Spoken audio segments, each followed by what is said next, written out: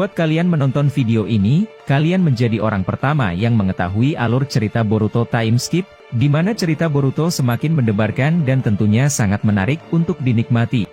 Di video ini, admin akan memberikan spoiler manga Boruto Chapter 4. Admin bersumberkan dari beberapa teori dan spekulasi, kemudian admin jadikan dalam bentuk cerita. Jika kalian belum menonton video sebelumnya, admin sarankan untuk tonton terlebih dahulu, agar kalian dapat memahami dan menikmati video ini. Kalau begitu langsung saja kita ke videonya, let's go.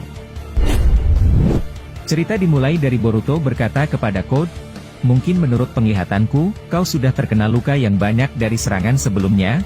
Dan di sisi lain, efek kerusakan pada tubuhmu sudah sangat parah akibat kau mengendalikan Gyuubi dengan cara bodoh. Yang pasti, setelah kau tidak bergabung dengan Gyuubi, aku bisa pastikan, kalau kau akan mati saat itu juga. Sebab itulah, kau secara sadar, kalau kau tidak boleh melepaskan Gyuubi dari tubuhmu, benar begitu Code?" Mendengar itu, Code membalas, "Aku tidak menyangka kau bisa mengetahui semua itu sangat detail, tapi aku memiliki keyakinan, kalau mata itulah yang memberikan semua jawaban itu padamu, sebab itu, aku harus mengambil matamu Boruto." Setelah Code berkata seperti itu, tiba-tiba kedua tanduk yang ada di dahinya menjadi lebih besar dari sebelumnya. Code yang melihat perubahan yang terjadi lagi pada dirinya berkata kepada Boruto, "Aku rasa, aku tidak memerlukan kekuatan mata itu Boruto. Aku baru saja merasakan hawa keberadaan identitas Otsutsuki melalui Gyuubi yang ada di tubuhku. Saat ini, tubuhku semakin lama semakin berevolusi. Mungkin aku akan sedikit memberitahukan padamu tentang apa yang terjadi pada diriku. Saat ini aku bukanlah seorang Jinchuriki Gyuubi, melainkan aku sudah berubah menjadi bagian dari Gyuubi itu sendiri. Saat ini aku dapat merasakan kekuatan yang membara dalam tubuhku, walaupun efek Rasengan Uzuhiko milikmu masih belum menghilang. Tapi aku punya solusi lain untuk mengatasi itu." Setelah Code berkata seperti itu, dia melakukan hal yang benar-benar gila. Saat itu Code mencongkel kedua bola matanya, dan melemparkannya ke arah genggaman kedua tangannya yang dibaluti karma putih. Saat itu Code berteriak seolah-olah sedang menahan sakit yang luar biasa. Setelah itu, Code membentuk segel jutsu di kedua tangannya, bahkan membuat Code sampai terjatuh akibat ingin melakukan jutsu tersebut. Melihat itu, Momoshiki yang berada di tubuh Boruto berkata, "Lihatlah sebentar lagi nak, kau akan menyaksikan apa yang kukatakan sebelumnya." Saat ini dia sedang melakukan perubahan tahap akhir bersama Gyuubi yang ada di tubuhnya. Mendengar itu, Boruto membalas, "Jadi, apa yang harus kulakukan padanya? Aku rasa bola hitam yang ada di belakang tubuhnya cukup sulit untuk dihancurkan. Bahkan ketika aku menggunakan Jogan, rasa sakit yang dia terima dariku, dia masih bisa bertahan sejauh ini, aku rasa itu luar biasa sekali." Mendengar itu, Momoshiki menjawab, "Aku rasa, dia akan menggunakan seluruh kekuatannya bersama Gyuubi, untuk menelanmu dan memberikan tubuhmu pada Gyuubi. Sebab itu, berhati-hatilah Boruto." Tiba-tiba dari bawah tanah dekat pijakannya, keluar raksasa yang berbentuk seperti Shmueaka. Saat itu raksasa tersebut, hendak ingin menangkap tubuh Boruto, dan juga raksasa Shmueaka ini memiliki daya tempur yang luar biasa dan memiliki kecepatan yang tinggi. Boruto yang melihat itu berkata, "Aku rasa ini adalah ulah Code. Dia tidak ingin diganggu oleh siapapun saat dia sedang menggunakan jutsunya. Tapi baiklah, aku rasa, aku tidak boleh membiarkan si bodoh itu menyempurnakan jutsunya." Setelah Boruto berkata seperti itu, dia mengkuciyose seekor ular raksasa untuk menghadapi raksasa Shmueaka milik Code tersebut. Dan Boruto langsung berlari menuju arah Code. Saat itu, Boruto sudah mengeluarkan pedang dari sarungnya, dan segera ingin menebas tubuh Code. Code yang melihat Boruto datang mendekati dirinya yang sedang menyiapkan jutsu. Dia mengeluarkan jutsu Kekai, agar Boruto tidak bisa mendekati tubuh aslinya. Boruto yang melihat Kekai tersebut, langsung menyerapnya dengan kekuatan karma yang ada di tangan kanannya. Setelah Boruto melakukan itu, tiba-tiba dari arah tubuh Code, ada sesuatu yang meledak dan mengeluarkan gumpalan asap yang besar. Setelah asap besar tersebut melebar di dimensi Jigen, saat itu Code keluar dari puing-puing asap itu. Dan terlihat tubuh Code kali ini benar-benar berbeda. Saat Code keluar dari gumpalan asap tersebut, dia membuka matanya, dan ternyata, Code membangkitkan Rinne Sharingan. Melihat itu, Boruto berkata, "Apa, bagaimana mungkin dia bisa melakukan itu semua? Apakah itu mata asli Gyuubi?" Mendengar ucapan Boruto, Momoshiki tersenyum dan membalas ucapan Boruto.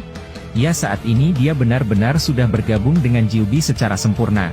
Saat ini, kekuatan dan cakrnya melebihi kalian berdua, yaitu dirimu dan juga Kawaki. Aku akan memberikanmu nasihat.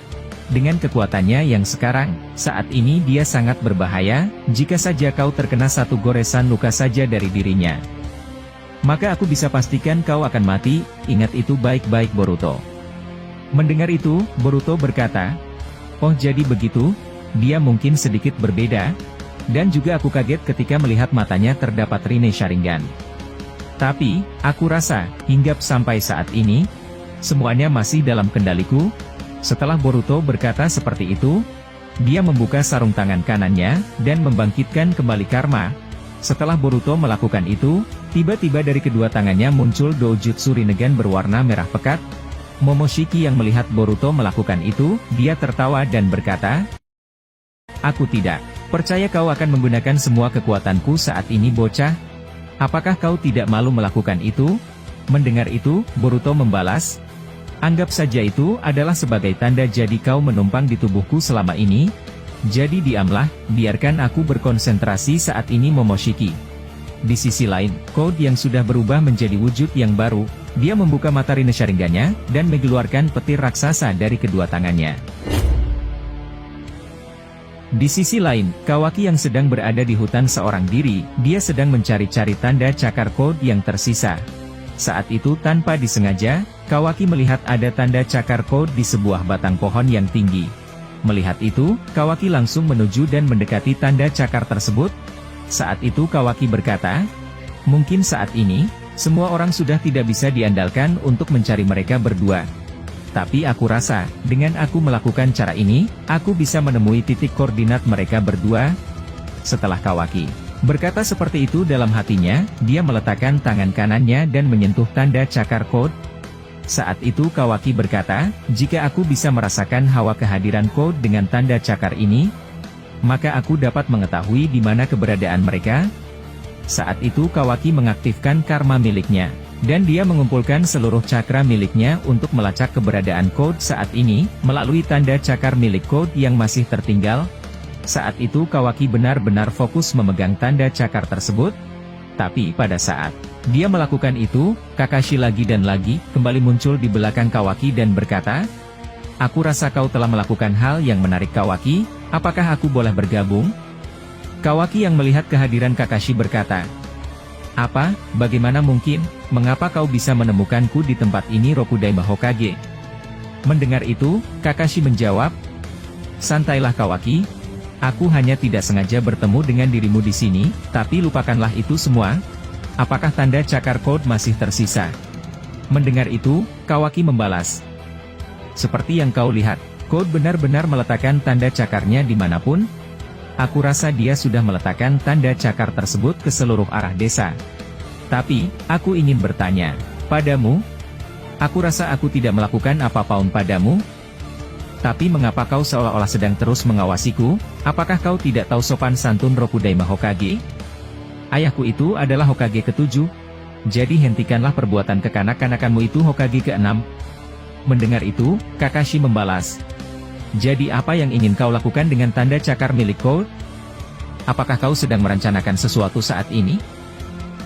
Mendengar itu Kawaki membalas, "Jika saja kau terus memperlakukan dan menyudutkan aku seperti ini, aku ingin mengatakan satu hal padamu.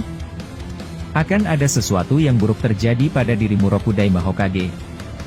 Semua yang kulakukan adalah demi Nanadeima Hokage. Percayalah padaku, aku tidak punya niatan buruk untuk desa ini, aku bersumpah." Mendengar kalimat itu dari Kawaki, Kakashi membalas, "Wah, apakah itu ancaman, Kawaki? Aku tidak percaya kau mengatakan hal itu kepada seorang Hokage.